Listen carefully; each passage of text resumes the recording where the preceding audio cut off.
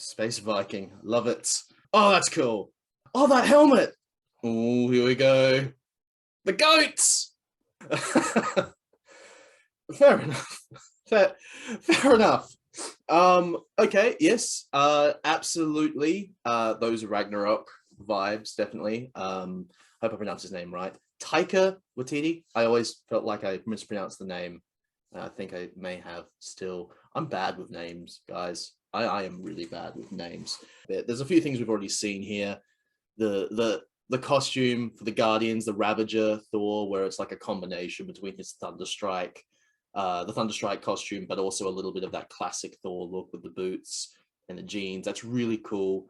I love his transformation sequences. Is this the transformation sequence? Yeah, let's see what he's in the Ravager gear. He does that, and he's got his cape, full transformation, slamming Stormbreaker into the ground. Hang on, and let's see if that works. No. All right, cool. Damn it. Anyway, see, I love the getting in shape thing. I love that Thor didn't just magically get fit again. He actually had to work for it. I love this thing here. He's got the sweatband on his head, and he's pulling. That's the Milano, right? He's pulling the Milano. So the Guardians are helping him with his training. That's good. That's lovely. Bros really helping each other out. I like that.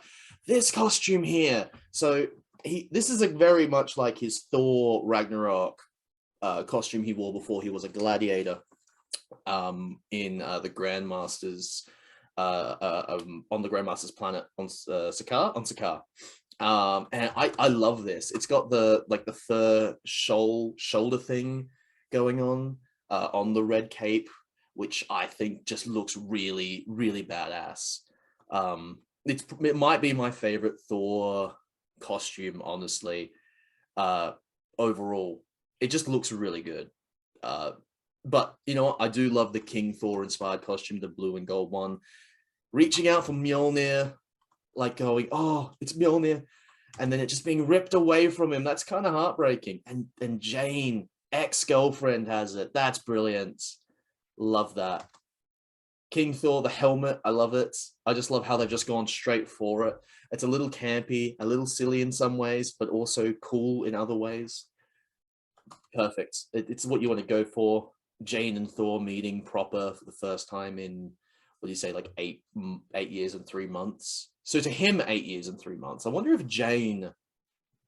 that would imply that Jane blipped, which would make sense, I suppose.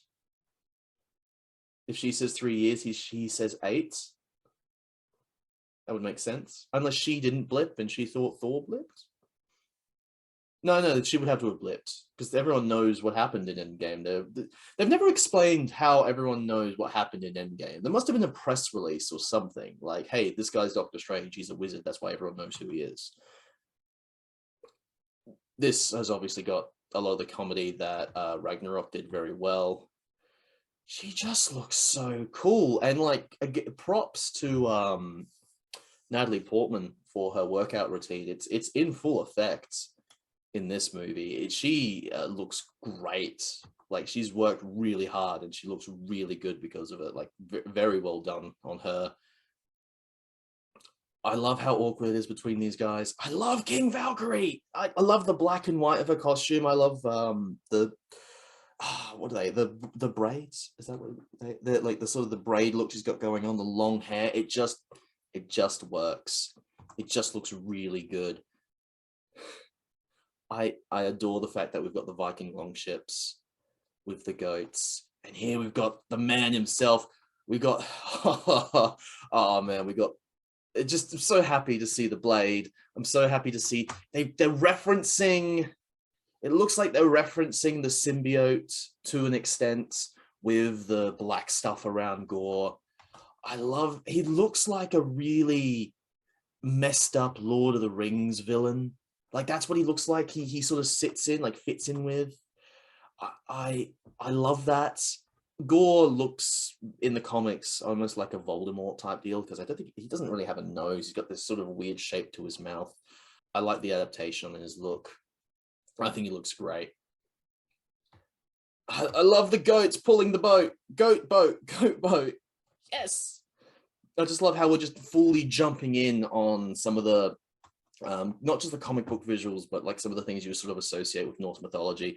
It's not necessarily Thor's exact goats that pull his chariot, but it's very similar. So I love that. I love the colors, man. And Jane Foster Thor just having, so she throws, this scene here is awesome. She throws Mjolnir, or no, she swings it, and parts of Mjolnir shoot out like just a shotgun blast. Oh, that is so cool. Knocking down a bunch of, it looks like Olympians. So it looks like they get into a fight with the Olympians. Jane's helmet looks so good on her too. Oh, everything about it. This is her first bad guy. Hang on, I want to get that shot of Gore. He looks sick.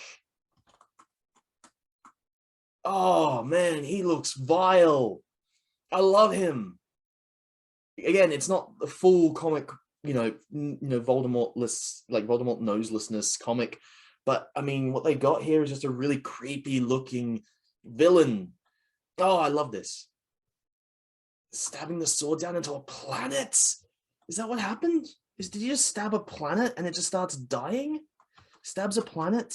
Oh, okay. Stabs a planet and you got lightning. So I'm thinking this is like, two different shots from two different things. Lightning's probably Thor. This is probably some climactic planet-destroying battle between the God Butcher and a god, which would be awesome. You never forget your first. Man, he is not letting go, is he? Zeus looking hella sick. I just love the way Zeus looks. Valkyrie fighting Gore. So we got a few shots here where there's like they're on this dying looking planet and it's all gray and black, and everything's muted except a few things like some shots of magic color and then lightning and the costumes that the heroes are wearing. This is a really interesting visual difference. I quite like it. I quite like how different it is visually to everything else, where everything's like colorful and Olympus is like golden, and like the Rainbow Bridge scenes and the bright fires of some of the battle scenes and all the Guardian stuff. Yeah, this movie's got some cool direction with its colors. The Viking ship bursting through, the long ship, I should say specifically. Is it a long ship? I mean, it's a long ship. It just doesn't have the sail, which I guess it wouldn't, would it? Because it's not sailing. Anyway, bursting through a giant window on Olympus. Okay, so that is Thor with... Wait, hang on. That's Thor. He's got these... That was intentional. That's got to be intentional. He's got these golden whip weapons, which look very specifically, just the effect that they're using, very specifically looks like the DCEU Wonder Woman lasso. That's got to be intentional, right? They've done that on purpose. Oh God, this shot of Gore here. I love how separate his colors are to everyone else's. I like how the only color on him is the shock of yellow in his eyes. I love how pained he looks. Nebula and Drax. Drax with like a shoulder-mounted bazooka. Nebula just spraying and praying. Seeing the Guardians get into some action. I'm curious as to who they're fighting in this scene. Why? What's going on? Why the Guardians and Thor have shown up to clean house? Jane powering up. Just visually so beautiful. I love this. I love how they've just leaned into the camp. They've leaned into the beautiful visuals. They've leaned into the Norse and clearly the Greek mythology. They've made Gore look absolutely vile. Man, I'm loving everything about this. All the women holding on to Zeus, which is very Zeus. And then just his flick. Russell Crowe flicks too hard. And now you've got Thor completely nude. Completely. Yeah, they've even censored him. They've even got a little censor blur on him right there. So we got full naked Chris Hemsworth.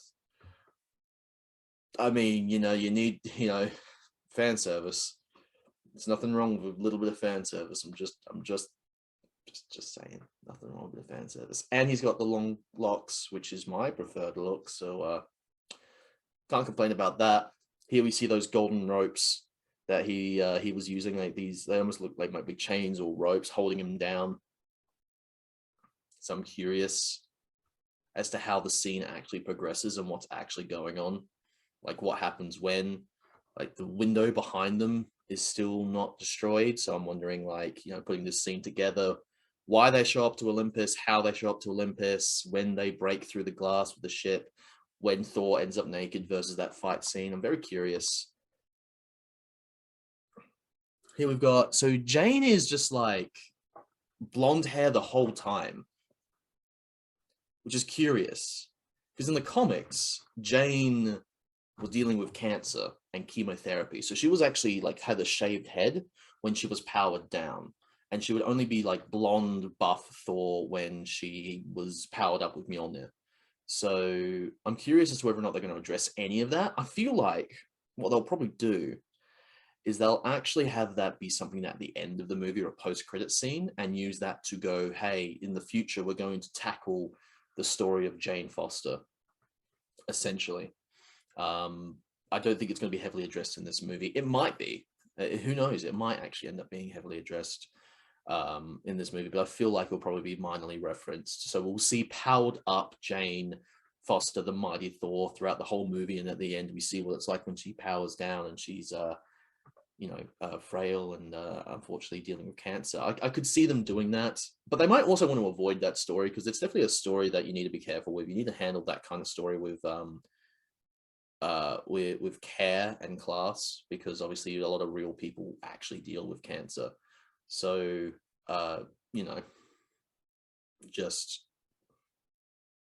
it might be a story that they may not even address in this movie, but there might be some subtle hints. Maybe I'm saying maybe a lot. Basically, I don't know what they're going to do, but I feel just looking at this that it's going to be a very if it's addressed at all, it'll be very minor part of this movie. Yeah, I love how they've all got like matching like hooded cloaks, essentially, like robes. Korg looking baller in his white and red one. God, he is, I mean, like, it feels like it's like you don't need to say it, right? But like, Natalie Portman has worked really hard to get the physique that she's got, and she looks great. Chris Hemsworth's physique has always been incredible, but like here, man, like I don't know what he has done. I'm not going to speculate, but whatever he's done, I mean, man, he's pulling on those ropes, and all of his muscles, all like 200,000 individual muscles in his body seems to be flexing all at once, which is definitely a sight. And everyone faints. And I don't blame them. Now, should we help him? In a minute, do you want a grape? Do they just find the situation funny? Are they also interested in seeing Thor in this situation? I mean, look, I'm just saying, like, there's nothing wrong with wanting to see a man that looks and sounds like Chris Hemsworth naked and tied up. It's not nothing wrong. We do not kink shame here in Nerds Paradise. Just saying. But yeah, no, definitely still have the comedy from Ragnarok, which I appreciate. I love the comedy from Ragnarok. I actually do find Ragnarok quite funny and amazing and intense. And this looks like it's following on from that. It looks like it's Thor Ragnarok, but more and even better, because it's my favorite Thor story that they're adapting, or at least parts of it. They're adapting it. It's an adaptation. It's allowed to be a bit different. And July 8th, which I think here in Australia, it might be a bit earlier, probably closer to like, July 5th. Exactly. Hang on, when would it be? Because our movies usually come out on a Wednesday. So Wednesday or Thursday, July 8th. So we might actually get it July 6th, July 7th. Like, we might get some early screenings on July 6th. Definitely gonna have screenings on the 7th of July, on the Thursday. So with time zones, our 7th of July is like half a day before America's 7th of July. So like, we'll watch, I could watch this thing on the 7th, and then Americans may not get it until, they may not see it till their 7th at midnight, which is technically the 8th. So, almost, like a day or a half, or like even 2 days before, other countries actually get this movie is when I would have hopefully seen this by, because I'm going to get tickets for this as soon, like as early as possible, man. I would love to go to another midnight screening, actually. I went to one midnight screening for No Way Home, and that was amazing. I loved the midnight screening for No Way Home. So I am incredibly excited for this, and hope there is a midnight screening for it, because that'd be awesome. But even if there's not, I'm going to go see it, obviously, on opening day, or if I can get a pre-screening or something. Yeah, I'm really excited for this one. It's loud, it's proud, it's colorful. It's a Thor comic book brought to life in a lot of ways. Great cast. Love the way Gore looks. I love how they've just straight up said, no, he just does not like gods.